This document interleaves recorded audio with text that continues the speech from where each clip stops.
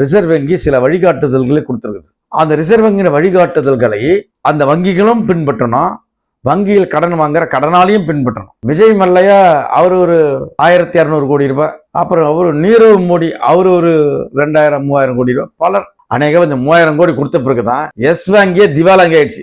AIIMS என்ற ஒரு மருத்துவ கல்லூரியை கட்டுவதற்காக கிட்டத்தட்ட ஒரு 3 ஆண்டுகளாக மிகப்பெரிய போராட்டங்களை நடத்தி, பாராளுமன்றத்தில் விவாதங்களை நடத்தி ஒவ்வொரு கல்லா வச்சுங்கிறாங்க. இப்பதான் வேலை நடப்பதாக சொல்றாங்க. இங்க மதுரை எய்ம்ஸ் மருத்துவமனை கட்டுவதற்கு பணம் கிடையாது, கடன் வாங்குறாங்க, கடன் கேட்கறாங்க ஜப்பான்ல. இன்னொரு பக்கம் நடக்குது, ஒரு ஆண்டுக்கு 3 லட்சம் கோடியை தள்ளுபடி பண்றாங்க.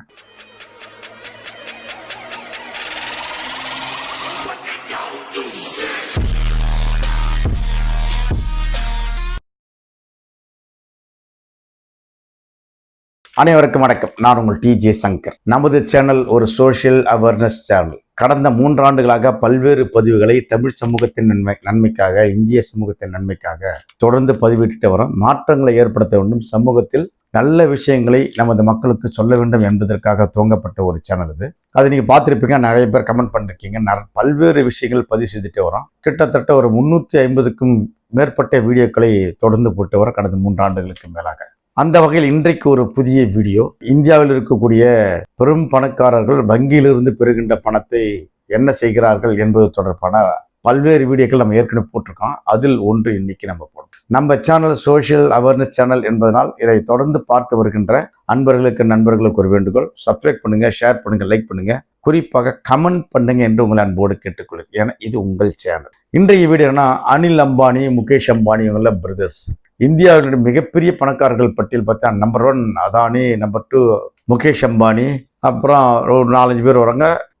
3வது நபராக அனில் அம்பானி இருந்தார்.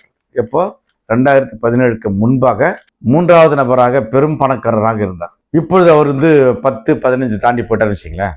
அப்போ அந்த அனில் அம்பானி குடும்பத்திலும் இது ஒரு தமிழ் ஹிண்டில் வந்திருக்க ஆர்டிகல், ஜூலை 25ஆம் தேதி வந்த ஆர்டிகல்.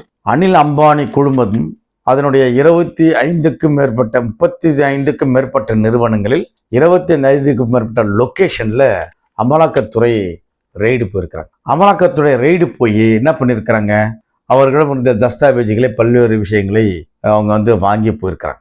நாங்கள் ரெய்டு வர்றதுக்கு, அந்த அமலாக்கத்துறை ஆய்வு செய்வதற்கும் அந்த ரிலையன்ஸ் இண்டஸ்ட்ரீஸினுடைய பல்வேறு நிறுவனங்கள் செய்கின்ற அந்த நிறுவனத்துடைய வேலைகளுக்கும் எந்த தொடர்பும் கிடையாது. ஏன் பண்ணாங்க அப்படின்னு சொன்னா, State Bank of India SBI என்று அனில் அம்பானி குடும்பத்தை மோசடி என்று அறிவித்திருக்கிறது. ஏன் மோசடி என்று அறிவித்தாங்க, அதுதான் முக்கியமான விஷயம். 2017 2019ஆம் ஆண்டு, இந்த 2017க்கு 19க்கு இடைப்பட்ட காலத்தில் எஸ் வங்கியிடம் என்று 3000 கோடி ரூபாயை அவர்கள் கடனாக வாங்கியிருக்கிறாங்க. கடனாக வாங்கி அந்த 3000 கோடியை வேறு வகையினத்து மடைமாற்றம் செய்திருக்கிறார். ஒரு லோன் வாங்குறோம்னா, லோன் எதுக்காக வாங்குறோமோ அதற்காக அதை செலவு செய்யணும், அதற்காக கொலாட்டர், அதுக்கு ரிசர்வ் வங்கி சில வழிகாட்டுதல்களை கொடுத்துருக்குது. அந்த ரிசர்வ் வங்கியின் வழிகாட்டுதல்களை அந்த வங்கிகளும் பின்பற்றணும், வங்கியில் கடன் வாங்குற கடனாலையும் பின்பற்றணும். அப்போ ஒரு 3000 கோடி ரூபாயை நான் தொழில் செய்யப்படுறேன்னு சொல்லி வாங்கிட்டு அதற்கு பதிலாக வேறு ஒரு சில விஷயங்களுக்கு மடைமாற்றம் பண்ணியது தவறு என்று சொல்லி, அப்புறம் அது நஷ்டமாச்சு, பணத்தை திருப்பி கட்டல, பல்வேறு விசாரணைகள் நடந்தது. விசாரணைக்கு பிறகு அமலாக்கத்துறை விசாரணை பண்றாங்க, ED விசாரணை பண்றாங்க.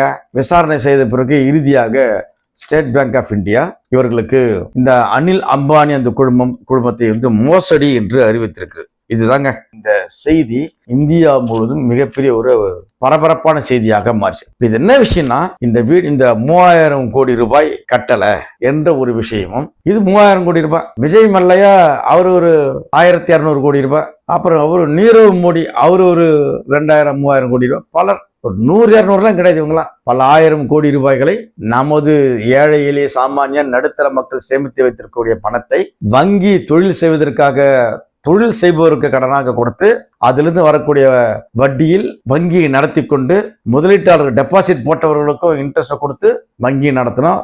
அந்த வங்கியில் பணிபுரியக்கூடிய ஊழியர்கள் சம்பளம் கொடுக்க பல்வேறு விஷயங்கள் நடந்துச்சு. அந்த வங்கியை திவாலாக்குகின்ற நடிப்பு எஸ் பேங்கே கிடையாது. அநேகம் இந்த 3000 கோடி கொடுத்த பிறகுதான் எஸ் வங்கியே திவாலாங்கி ஆயிடுச்சு.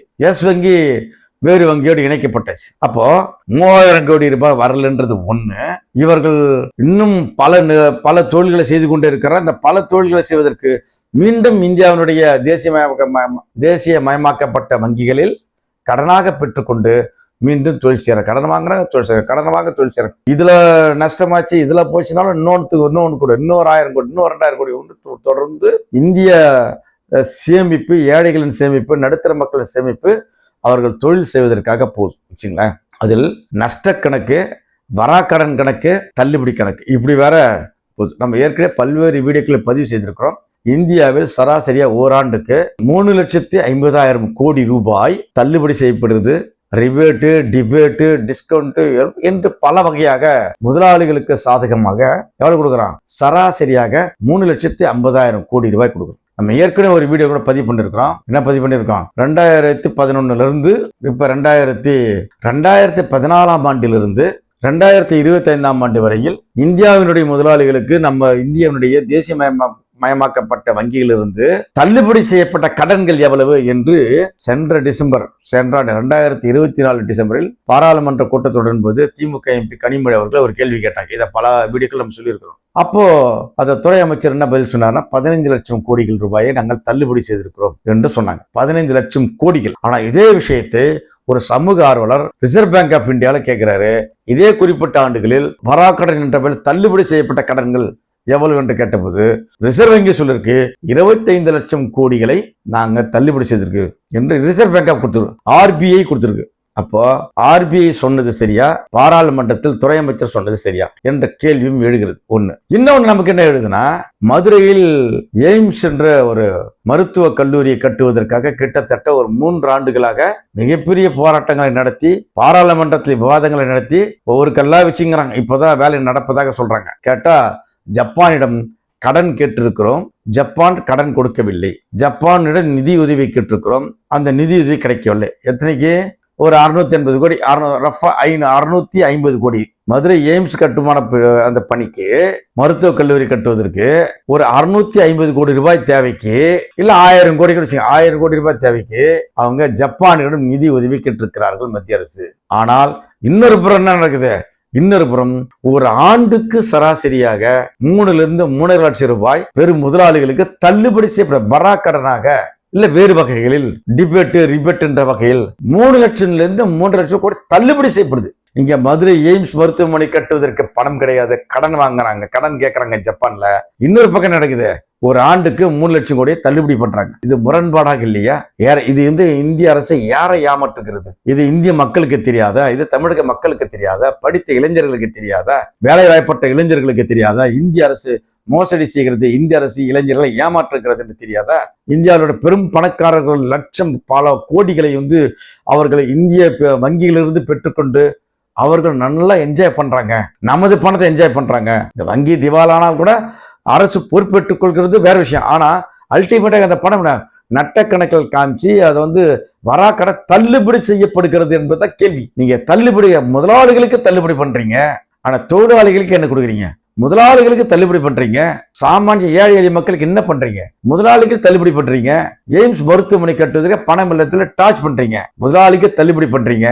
ஆனா ஏழை மாணவர்கள் படிப்பதற்கு ஸ்காலர்ஷிப் கொடுப்பதற்கு பணம் இல்லைன்னு சொல்றீங்க, முதலாளிக்கு தள்ளுபடி பண்றீங்க. ஆனால் தமிழகத்தில் இருக்கக்கூடிய அரசு பள்ளியில் படிக்கக்கூடிய மாணவர்களுக்கு EW ஸ்கீம்ல படிக்கக்கூடிய மாணவர்கள் 25% அதற்கு கல்வி நிதி கொடுப்பதற்கு பணம் இல்லை என்று சொல்றீங்க. முரண்பாடாக இல்லையா? இதை தமிழக மக்கள் ஏற்றுக்கொள்வார்களா? இதை இந்திய மக்கள் ஏற்றுக்கொள்வார்களா? 3000 கோடி ரூபாய் எஸ் வங்கியிலிருந்து பெற்றுக்கொண்ட அந்த வங்கி திவாலாவதற்கு காரணமாக இருந்தவர் அனில் அம்பானி, அந்த குழுமம் என்ன சொல்ல போகிறது? இந்த வீடியோவை பார்க்கின்ற தமிழக மக்களை பார்த்து கேட்கின்ற, இந்த வீடியோ பார்க்கின்ற சமூக ஆர்வலரை பார்த்து கேட்கின்ற, மத்திய அரசனுடைய இந்த நடவடிக்கை, வங்கிகளுடைய இந்த நடவடிக்கை சரியா? யோசிச்சு பாருங்க. நாம் எந்த அளவு ஏமாற்றப்படுகிறோம் என்பதை நாம் தெரிந்து கொள்ள வேண்டாமா? தமிழக மக்கள் எந்த அளவுக்கு ஏமாற்றப்பட்டிருக்கிறார், இந்திய மக்கள் எந்த அளவுக்கு ஏமாற்றப்பட்டிருக்கிறார் என்பதை நாம் மற்றவர்களிடம் சொல்ல வேண்டாமா? நீங்களே யோசிங்க, சொல்லுங்க, கமெண்ட் பாக்ஸில் போடுங்க. நான் சொன்ன கருத்துக்கள் சரியா தவறா? உங்களோட கருத்துக்கள் வரவேற்கப்படுகிறது. மீண்டும் வேறொரு காணிகள் சந்திப்போம். அன்டில் தென் பாய். நான் உங்கள் TJ சங்கர். நன்றி, வணக்கம்.